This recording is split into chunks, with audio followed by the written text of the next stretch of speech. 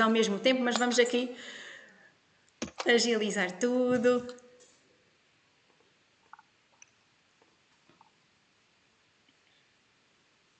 Eu acho que sim, já estamos a vê-la. Já estamos a vê-la. Eu estou bem acompanhada, que eu tenho o gato que acabou de, de subir aqui para a mesa. Olá, professora Marisa. Olá, boa tarde. Muito obrigada, antes de mais, por ter aceito aqui o nosso convite para participar deste direto. É um gosto imenso poder recebê-la aqui no nosso Terapias às 3.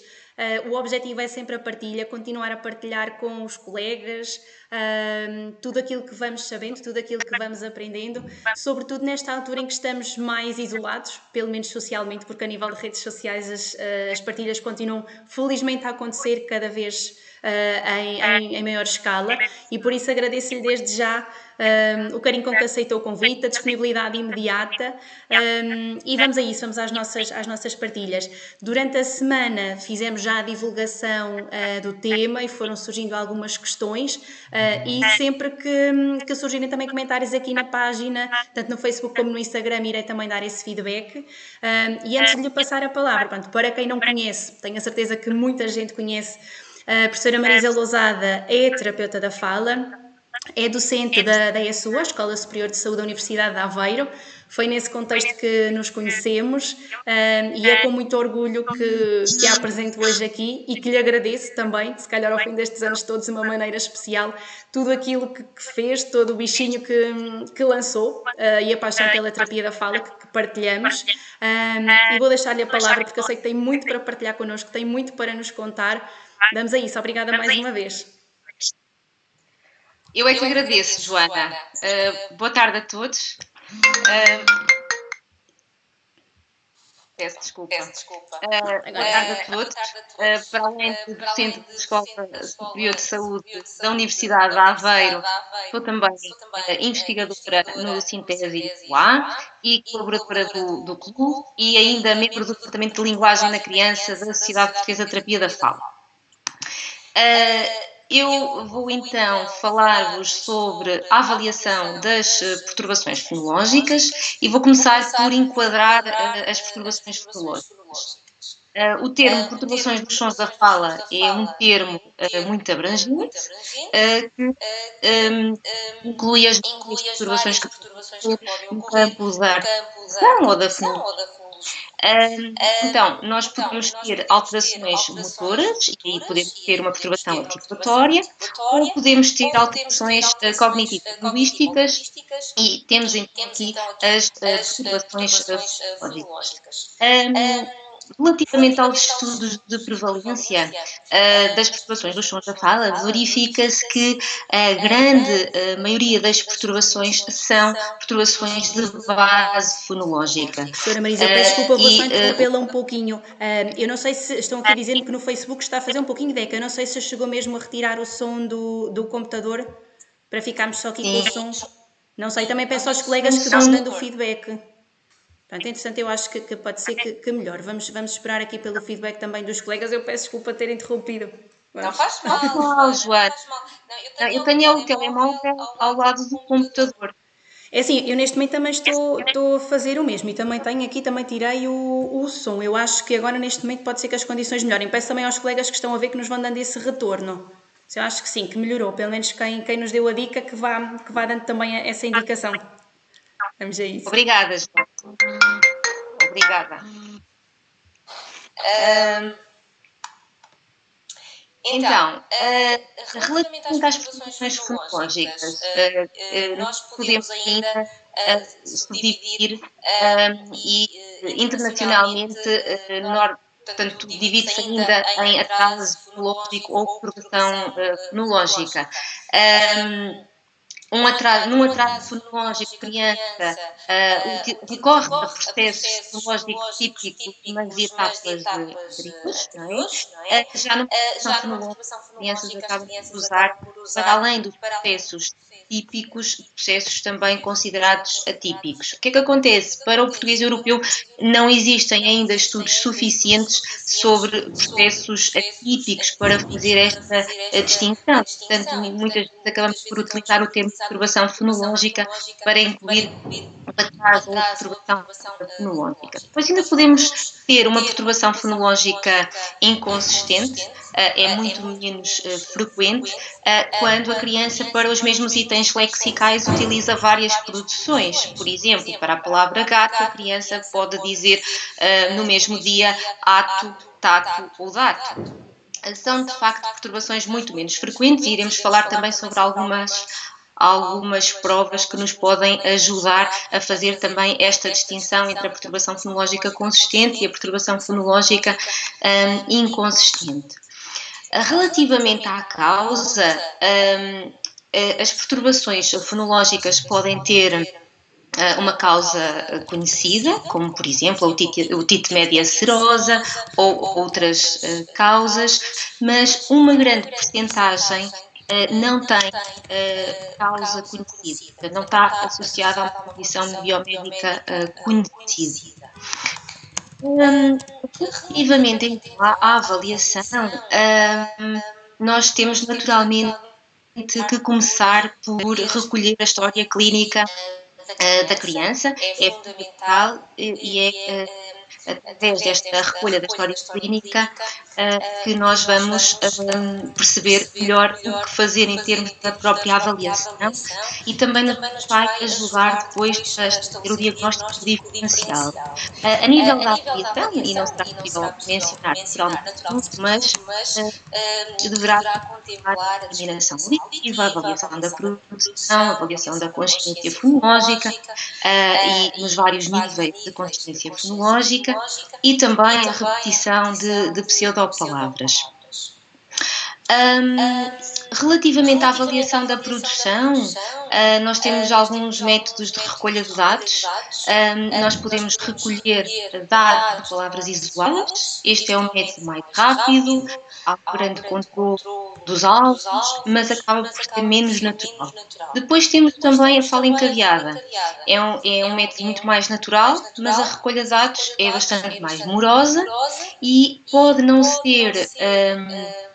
pode ser, aliás, muito difícil a recolha de dados de fala encadeada nos casos das perturbações fonológicas mais graves, porque, como estas crianças acabam por ser bastante ininteligíveis, nós podemos não saber quais são os alvos e isso dificulta-nos naturalmente a análise ou impossibilita mesmo a análise da comparação do alvo com as produções da criança. Depois, em termos de análise fonológica, há várias formas de o fazer, mas internacionalmente a mais utilizada é uma análise por processos fonológicos e é aquela com que me identifico também mais. Então aqui será importantíssimo nós fazermos a análise do tipo de processos fonológicos que a criança utiliza e da percentagem com que o faz. A percentagem está muito importante também para nós podermos planear a intervenção. Portanto, a análise de processos constitui de facto uma medida muito utilizada a nível internacional para analisar o sistema fonológico da criança. Nós podemos ter essencialmente processos de substituição, não é? A criança substitui um segmento por outro e aqui dá-nos informações sobre problemas a nível do ponto, do luseamento ou do modo de articulação Portanto, temos vários processos de substituição ou processos que acabam por afetar o nível da palavra e a estrutura silábica da palavra. E aqui temos muitos processos de omissão, por exemplo, e são processos que os que afetam a estrutura da sílaba, portanto, nesses a criança acaba por substituir uma sílaba mais complexa por uma mais simples. Depois, outras medidas que nós devemos também recolher. Nós devemos ter em conta a estimulabilidade da criança. Isto será importante para o estabelecimento do diagnóstico diferencial e também para planear a própria intervenção da criança. Depois devemos também, caso se justifique, portanto será um subteste opcional, digamos assim, uma prova opcional, se suspeitarmos que a criança poderá ter uma perturbação fonológica inconsistente, então devemos fazer também essa prova que visa verificar a produção repetida dos mesmos itens lexicais. Isto será muito importante, como disse há pouco, para fazer o diagnóstico diferencial entre uma perturbação fonológica consistente e inconsistente, porque no final desta prova recolhemos uma percentagem de inconsistência, e também para a própria escolha da abordagem de intervenção, porque sabe-se hoje, aliás, que para estas crianças a intervenção deve ser diferente. Depois há uma outra medida que eu também acho que é essencial, que é a percentagem de consoantes corretas. Se obtém através do número de consoantes produzidas corretamente pela criança, dividindo pelo número total de consoantes e multiplicando por 100. A percentagem de consoantes corretas é importante porque determina a gravidade da perturbação. Há uma escala, não é, de Schreiber, que é amplamente conhecida, e também para medirmos a eficácia do nosso trabalho, não é? A PCC é das medidas mais utilizadas para medir a eficácia da intervenção do terapeuta da fala com crianças com perturbação fonológica. E já agora dizer-vos que já há estudos portugueses que demonstram, por exemplo, criança com 5 anos tem já uma PCC em média de 95, portanto elevadíssima, não é? E, portanto, nós desde logo no momento da avaliação inicial podemos fazer a comparação da PCC da criança com aquilo que é dados de referência para o português. Depois, um outro aspecto que me parece muito relevante é a inteligibilidade, não é? Porque nós, quando trabalhamos nesta área, o objetivo principal da intervenção do terapeuta da fala será sempre melhorar a inteligibilidade da criança, não é? Nós podemos querer diminuir a ocorrência de um determinado processo de substituição, aumentar a percentagem de consoantes corretas, de uma forma global, mas o nosso objetivo final com a intervenção com crianças com perturbação fonológica será sempre que a criança seja mais inteligível e, portanto, consiga transmitir as suas mensagens quando comunica com os seus pares, com adultos, com pessoas que não são familiares. Portanto, esse é sempre o objetivo principal da intervenção. Nós aqui podemos também calcular uma percentagem de palavras inteligíveis, podemos ter escalas de categorias, portanto, são várias as formas que nós temos de analisar a inteligibilidade. E é, de facto, considerada uma medida de resultados muito importante para ser utilizada de forma complementar às medidas de severidade que já foram referidas. E o inventário fonético também, naturalmente. Depois, então, a Joana foi-me indicando algumas das questões dos terapeutas, importante, não é? Uma das questões tinha a ver com os instrumentos que eu sugeria que deveriam ser utilizados pelo terapeuta da fala para avaliar crianças com possíveis perturbações fonológicas.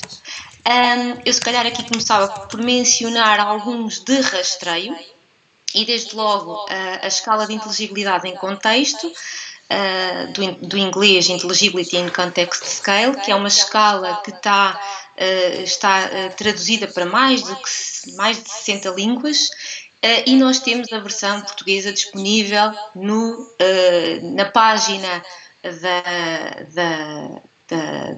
criada por uma das autoras, a Sharyn McLeod, e portanto temos a versão disponível, os terapeutas podem fazer o download desta escala, e temos inclusivamente, foi feito também na Escola Superior de Saúde da Universidade de Aveiro, o estudo de validação desta escala.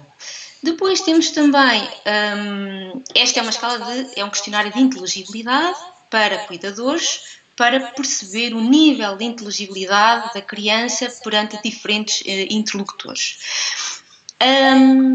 Depois temos também o rastreio de linguagem e fala, que é um rastreio que inclui questões de compreensão auditiva, expressão verbal, mas também questões para a avaliação fonético-fonológica, digamos assim. E, portanto, pode também ser útil como instrumento de rastreio nesta área. Depois, em termos dos instrumentos de avaliação propriamente ditos, temos de que sou coautora, o teste fonético-fonológico ALP, que permite, de facto, portanto, é um teste que avalia a produção de palavras isoladas através de uma tarefa de nomeação de imagens. O terapeuta depois faz a transcrição fonética dos dados. É um teste que está validado pelo Português Europeu, e depois do terapeuta fazer a análise tradicional SODA, tem a possibilidade de fazer a análise da estimulabilidade, portanto, desde logo nos permite fazer aqui a análise da estimulabilidade, tão importante para o planeamento da intervenção, e no subteste fonológico permite que o terapeuta, de uma forma detalhada, faça a avaliação do tipo e da percentagem da ocorrência dos vários processos fonológicos.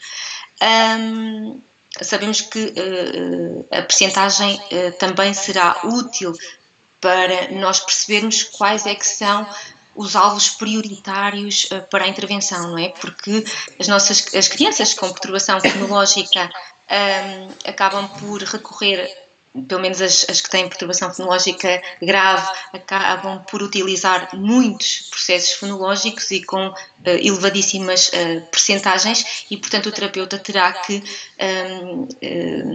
perceber quais é que são os processos que são prioritários para a intervenção naquele momento. E pode-se utilizar este instrumento antes e depois de um período de intervenção, permite ter ali dados objetivos para medir a eficácia da sua intervenção.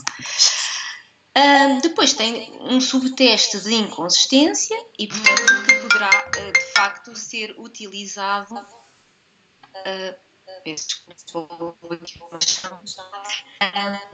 pode ser utilizado de forma opcional, sempre que se suspeita que a criança tem uma perturbação fonológica inconsistente.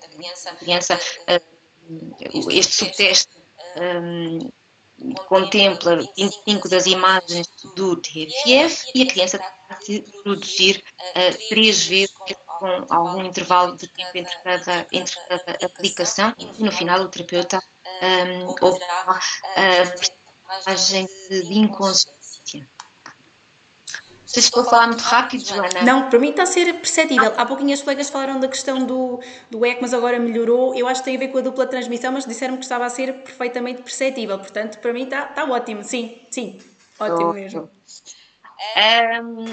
Falar-vos também de uma ferramenta de análise, a SFAFA, também foram desenvolvidas na Escola Superior de Saúde da Universidade de Aveiro e estão validadas, já estiveram disponíveis num site, e neste momento nós temos estado, os autores têm estado a disponibilizar através de um e-mail, quando os terapeutas nos solicitam. São umas ferramentas que permitem, depois do terapeuta fazer o registro de transferência genética das palavras do TFF, estas ferramentas vão automaticamente calcular vários processos de substituição de estrutura silábica, automaticamente também será obtido o inventário fonético e também a PCC e outras medidas bastante úteis, o que permite reduzir muito o tempo de análise. Depois posso também referir relativamente à percepção auditiva a LogTask, que é uma prova de percepção auditiva que também colaborei na tradução desta prova, e a versão portuguesa está disponível também na página da Caroline Boa, para quem tiver interesse. Temos neste momento 2 alunas do mestrado em terapia da fala a fazer o estudo de validação desta prova, portanto, eu creio que mais uns meses e vamos ter dados de referência para o português. E mesmo outros estudos nós conseguiremos ter acesso pelo repositório, também? Pelo repositório da universidade? Sim. Okay. Neste momento, Joana, já podem ter acesso à versão portuguesa, ela está disponível na página da Caroline Bowen. Mas o estudo de validação que está a ser feito, de alunas de mestrado, depois de elas concluírem, depois das provas de mestrado, passado alguns meses, fica disponível no repositório da Universidade de Aveiro para consulta. Depois, ao nível da consciência fonológica, já vamos tendo várias provas, felizmente, que nos permitem avaliar os vários níveis de consciência fonológica. Temos a prova do teste de linguagem oral da Inês Sim, algumas provas, aliás, temos a ACLE, temos algumas provas do teste de linguagem oral, temos também algumas provas na e temos agora, recentemente, as tarefas de consciência fonológica desenvolvidas pela Catarina Afonso, que estão também disponíveis no site do Centro de Linguística da Universidade de Lisboa e que são também muito, muito interessantes. Depois, a nível da repetição de pseudopalavras, temos um trabalho da Vânia Ribeiro e agora, mais recentemente também, o trabalho da dissertação de mestrado da Inês Catarino, da Faculdade da Universidade de Lisboa, que me parece que também será muito interessante para os terapeutas consultarem, e ela incluiu inclusivamente crianças com desenvolvimento típico e com perturbação no seu trabalho. Portanto, aconselho vivamente a consulta desta dissertação de mestrado. Há um livro também que a professora Maria João Freitas, que foi editado pela professora Maria João Freitas e pela professora Ana Lúcia Santos, que é a aquisição de língua materna e não materna, que eu também aconselho os terapeutas a ler, e ele está totalmente disponível. Nós temos tão poucos livros escritos em português, portanto aconselho vivamente a consultarem este livro. Tem vários capítulos de várias áreas, e tem um também sobre a avaliação médico-fonológica. Depois, uma outra questão relativamente a instrumentos, a ferramentas e recursos disponíveis e que os terapeutas podem utilizar na avaliação. Tínhamos aqui uma outra questão que tinha a ver com a relação entre os dados obtidos na avaliação e a intervenção, não é? E eu aqui, se calhar, ia falar um bocadinho sobre os critérios de seleção dos alvos, não é? Portanto, nós temos, quando uma criança tem uma perturbação fonológica, portanto, ela recorre a vários processos fonológicos. Como é que o terapeuta vai selecionar os alvos para a intervenção? Portanto, há vários critérios que tem que considerar, não é? Desde logo, a percentagem da ocorrência dos processos fonológicos, e os 40% são aquele número que é mencionado por vários autores a nível internacional como mostrando que um processo acaba por ser muito produtivo se tiver uma ocorrência superior aos 40%, não é? Terá que analisar o efeito dos processos na própria inteligibilidade. Processos mais atípicos, digamos assim, também acabam por normalmente interferir mais na inteligibilidade. O processo de desdobramento acaba por não interferir tanto na inteligibilidade como um processo de oclusão, por exemplo, naturalmente. Depois deverá considerar também a estimulabilidade dos sons e também as etapas de desenvolvimento normal, e nós podemos consultar os dados que já temos para o português de aquisição dos segmentos e também de desaparecimento dos processos fonológicos. Embora não seja sempre consensual, mas portanto, estes critérios devem ser considerados para a seleção dos alvos prioritários, digamos assim. Um outro aspecto que é importante mencionar são as medidas de resultados da intervenção, não é? Portanto, tendo em conta aquilo que já foi falado, há algumas medidas que eu acho que são essenciais nós recolhermos no momento da avaliação inicial e no momento da reavaliação. A PCC, já referi, é das medidas mais utilizadas, sendo uma medida global e, portanto, terá que ser complementada com outras. A percentagem dos processos fonológicos e depois verificar até que ponto houve uma diminuição considerável naqueles que foram alvo de intervenção comparativamente a outros que não foram alvo de intervenção direta, por exemplo. O inventário fonético também, não é? Verificar até que ponto os alvos que foram trabalhados acabam por ter ou por serem introduzidos, caso não fizessem parte desse inventário na avaliação inicial, ou, portanto, verificar o aumento do inventário fonético também será pertinente. E depois a inteligibilidade, não é? Que já falávamos há bocadinho, que é assim, uma medida importantíssima, porque realmente o objetivo final é a melhoria da inteligibilidade destes meninos. E já falei muito. Eu ia aqui deixar uma questão que já estava para lançar há pouquinho, relativamente à questão da inteligibilidade. Acontece-me imenso e queria também saber a sua opinião. Às vezes começamos a acompanhar meninos com 2 anos, 3 anos e que têm um atraso de desenvolvimento da linguagem e, portanto, nós temos pouquíssimas palavras para fazer esta análise e em primeira instância aquilo que as famílias querem acima de tudo nem é tanto um trabalho tanto relacionado com a inteligibilidade, é muito mais um trabalho de aumento do vocabulário. Nós às vezes temos aqui crianças que nos chegam com 2 anos e meio, 3 anos e que se calhar têm um inventário semântico ali ao nível do ano e meio, 2, e é engraçado que quando elas começam a desenvolver o vocabulário e a apresentar mais palavras, os pais começam a dizer assim: pois eles agora falam muito mais, mas não se percebe nada. E então eu acho que é aí que eles começam a ter a ideia de que realmente há mais palavras, mas como há mais palavras, obviamente, também se sucedem os processos fonológicos. E é aí que eu muitas vezes aproveito para fazer a distinção entre aquilo que é a linguagem, entre aquilo que é a fala, e tentar-lhes explicar um pouquinho que é um trabalho que, apesar de ser feito a par, que é um trabalho que virá a seguir.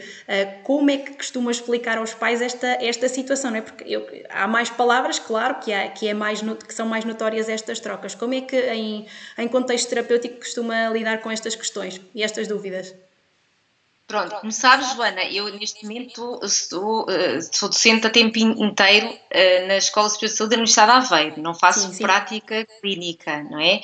Pronto, mas aquilo que eu acho é que realmente deverá explicar, e nós se pensarmos, por exemplo, quando uma criança não faz fricativas, quando ela começa a fazer fricativas, este processo de desvozeamento pode surgir, não é? Pronto. E de facto ocorre isso que a Joana estava a dizer, não é? Portanto, quando a criança começa a produzir mais palavras, começam a surgir os processos fonológicos. Eu acho que também deve ser explicado que os processos fonológicos fazem parte do desenvolvimento típico. Não é?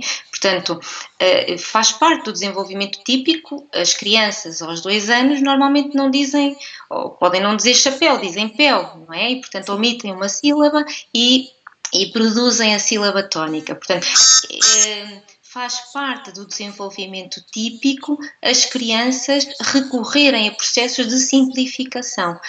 Depois, à medida que o tempo vai passando, nós vamos assistindo à diminuição da ocorrência desses processos de simplificação. Portanto, isso faz parte do desenvolvimento típico. O que acontece nas crianças com perturbação é que elas vão recorrer a estes processos durante mais tempo e com frequências mais elevadas. E o desafio será, ao longo da intervenção, de facto, tentar que esses processos vão diminuindo e, naturalmente, essa inteligibilidade vai aumentando. Se lá está numa fase em que temos uma perturbação fonológica e em que estamos diretamente a trabalhar na diminuição desses processos fonológicos. Pode não ser uma fase inicial, como a Joana estava a mencionar. É uma coisa que eu tenho cuidado de explicar aos pais, até porque mesmo quando eles já nos chegam aos 3 anos com algum vocabulário, muitas vezes a dúvida é outra, que é, então ele tem 3 anos e fala muito, mas eu às vezes não o percebo e muitas vezes surge a preocupação logo com sons ali, o r, o l e o lhe. Então é muito este trabalho de explicarmos às famílias que, na verdade, apesar de a criança se perceber que faz parte deste processo normal, né, da própria aquisição do inventário fonético, que os sons vão surgindo e que é normal, por exemplo, haver sons como o lhe, que podem surgir ali mais tarde, aos 5 anos e meio, porque os pais têm muito esta ideia de que, ok, se fala é para se perceber. Sim, ter inteligibilidade, mas o que não impede que haja esta ocorrência dos processos fonológicos. Isto é uma coisa que vou trocando também ideia com alguns colegas e acontece imenso. Portanto, é uma sensibilização que vamos fazendo, às vezes até com os próprios educadores que partilham connosco estas questões, não é? E vamos estando um pouquinho, alguns dos colegas a trabalhar em contexto escolar também, e noto que há muito interesse por estas questões. Agora noto também que há educadores que já me dizem, pronto, eu tenho ali outro menino que também não faz, mas já sei que isso é só para me preocupar no próximo período ou no próximo ano. Noto que também já há esta procura de estarem informados para conseguirem sinalizar e noto sobretudo uma questão que é muito mais do que as crianças neste momento virem para nós sinalizadas até pelos próprios educadores, os próprios pais já se preocupam com estas questões e partilhei ontem consigo que recebia muitas vezes na página pais e famílias que procuravam apenas perceber, olha, eu tenho esta preocupação, acha que devo procurar um colega, devemos iniciar sessões, e pronto, quando a gente lhes diz às vezes, outro dia era uma mãe, a menina tinha 2 anos e meio, mas ela quando diz pera, diz pé, quando diz bola, ok, coração tranquilo. E noto que era uma mãe que estava super apreensiva e de certa forma aquilo poderia estar ali a bloquear um pouquinho a estimulação que poderiam vir a fazer até da própria linguagem, e notei que a mãe ficou muito mais tranquila, e isso também deixou os pais disponíveis para depois continuarmos aqui este caminho também. Acho que isto vai acontecendo bastante e tenho cruzado esses dados com alguns colegas. Está, é muito importante nós conhecermos o que é o desenvolvimento típico, não é? A idade de aquisição dos sons e desaparecimento destes processos, e também explicarmos essa mesma evolução, tanto aos educadores como aos pais, para que possam entender porque é que aos 3 anos e meio não é problemático uma criança, não é de todo problemático uma criança não produzir o lhe ou o re, não é? Okay. Muito bem. Uma outra questão, há bocadinho estávamos aqui a falar nas linhas de intervenção, e sei que há colegas que muitas vezes optam por trabalhar unicamente um som, e só no momento da aquisição desse som, ou quando trabalham para processo fonológico, vão fazendo um por um. Eu na minha prática profissional, o que vou fazendo vou trabalhando às vezes mais do que um som simultaneamente. Também muito na tentativa de ajudar a criança a que haja um som que eu sei, não é, sendo mais estimulável e fazendo parte de um processo fonológico que tem menos ocorrência, conseguir que a criança de certa forma ultrapasse essa dificuldade, para isso também lhe dar alguma autoconfiança. Também sei que, por um lado, há quem vá muito pelaquela abordagem de seguir a linha cronológica da aquisição, e, por outro lado, há quem vá àquela abordagem de iniciar pelos sons, acho que gostaria de dizer bem, pronto, porque eu sei que há quem estude muito isto, mas seguindo aqueles sons que têm traços que são comuns a outros, mas mais complexos, na expectativa de ver encontrar o som que muitas vezes até está numa idade anterior da aquisição. Trazendo um pouquinho aqui a teoria para isto, o que é ultimamente mais recomendado, ou quais é que são assim as últimas atualizações relativamente a estas abordagens, e que muitas vezes parecem dispares, mas que eu acho que se podem complementar aqui de certa forma? Pois, depende muito relativamente às abordagens de intervenção, e isso daria horas de discussão. Só para deixar um cheirinho. Da abordagem e do programa em si que o terapeuta seleciona para trabalhar, Joana. Mas se trabalhar pensando numa diminuição dos processos fonológicos, pode, durante um bloco de intervenção, trabalhar de forma a tentar diminuir a ocorrência desse processo. E pode, inicialmente, trabalhar um som que esteja envolvido nesse processo, e até esperar e verificar se há generalização ao outro. Por exemplo, se pensarmos no processo de desvozeamento, eu posso trabalhar o Z e o G surgir. E isso é fantástico. Isso demonstra-nos que nós realmente estamos a trabalhar numa perspectiva fonológica. Isso muitas vezes acontece, não é? Isso é preconizado em algumas abordagens fonológicas. Portanto, depende muito da abordagem e do programa. E hoje em dia, Joana, há imensa informação. Portanto, se os terapeutas quiserem estar atualizados, há muita informação sobre as abordagens a utilizar com estas crianças. Por exemplo, posso mencionar a página da Caroline Bohm, tem imensa informação interessante relativamente à intervenção. Ela tem o programa dela, não é? Mas há outros, da terapia de consciência fonológica, que é um daqueles, talvez o meu preferido, da Gail Gillan. Ela tem imensa informação disponível na página dela. E, portanto, depende um bocadinho da abordagem e do programa que o terapeuta seleciona. Em relação à outra questão, que tinha a ver com a idade de aquisição... Sim, porque muitas das vezes há aquela ideia de iniciar pelo som que tem mais traço, o som que, por assim dizer, é mais tardio no surgimento do dito normal. Não é consensual, Joana. Não é consensual. Portanto, mais uma vez, é a opção do terapeuta, e às vezes depende da criança. É o que eu também acho. Eu, pessoalmente, e com os meninos que fizeram parte do meu estudo de doutoramento, sugeri, e foi assim que foi feito, e o estudo está publicado, se vocês quiserem consultar. A minha sugestão foi sempre começar por aqueles que são de aquisição mais precoce. Okay? Mas isto não é consensual, está bem? E, portanto, há, sem dúvida, autores que defendem o contrário. Portanto, mas a maioria, penso que a maioria sugere começar pelos sons de aquisição mais precoce. Em todo o caso, não é consensual, e também acho que depende um bocadinho da gravidade da própria perturbação. Pode ser extremamente frustrante para uma criança começar por aquilo que é mais difícil. Sim. Para uma criança e para os pais. Não é?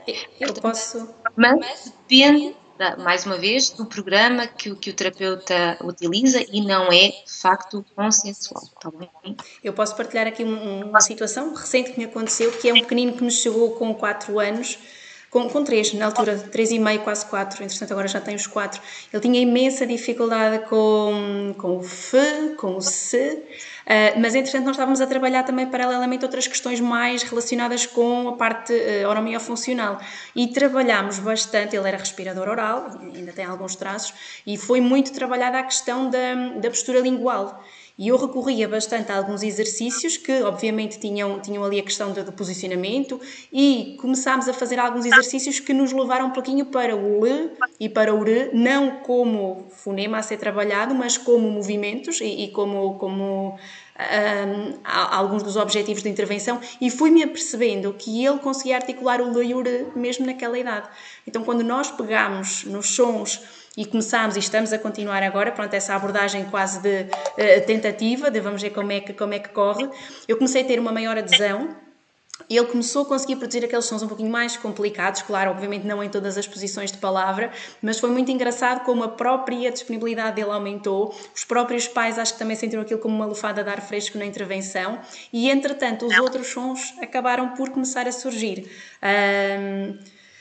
Pronto, mas é uma experiência, eu sei muito bem que é e nem sempre corre assim, mas de vez em quando vou fazendo esta experiência, não é que é uma experiência com o melhor objetivo, e acontece muitas vezes isto. Muitas vezes pego também no lhe, meninos que às vezes têm 4 anos, estão com alguma dificuldade no re, no lhe, pegamos no lhe, é muito mais intuitivo e passado um pouquinho temos o re e o lhe a surgir. Portanto, claro que eu sei que isto é sempre uma questão de sorte, por assim dizer, e de oportunidade, mas pronto, aqui passando um pouquinho a experiência pessoal, vou arriscando e até tenho tido bons resultados. Claro, infelizmente nós não conseguimos fazer estudos e nem sempre é muito fácil estar em campo e na parte dos estudos, daí que seja importante cruzarmos aqui um bocadinho estas duas experiências, mas pronto, realmente vou trocando assim aqui algumas ideias com os colegas que às vezes acham um bocadinho arriscado, mas depois experimentam e acabam por ter bons resultados. Não sei, se calhar daqui por uns anos estaremos a falar aqui melhor desta abordagem, pode ser que haja mais dados concretos também. Eu acho que depende um bocadinho também das crianças, da própria criança, não é? Mas o caso que mencionava também não teria só a perturbação fonológica, não é? O caso que estava a mencionar. O primeiro? Era a Sim, eu tinha aqui alguns problemas auditivos também, passou aí por um processo... articulatório, não é? Sim, exatamente, sim. Não é só fonológico, exato. Estamos a falar já de outro tipo de avaliação também, de intervenção também, não é? Sim. E há meninos.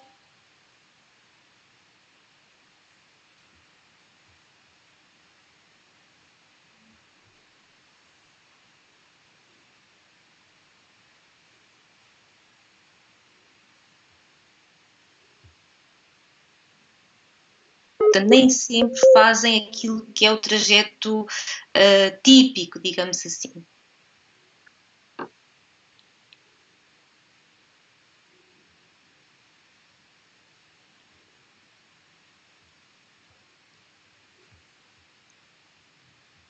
Não sei se já me consegue ouvir novamente. Eu acho que tivemos aqui uma pequenina paragem. Acho que sim, Já. Sim, acho Desta que vez foi a minha internet mesmo que foi abaixo, mas já cá estamos novamente. Não, estava a dizer que sim, também há algumas crianças com perturbação fonológica que acabam por não fazer aquilo que é o trajeto típico. Mesmo sem intervenção, crianças.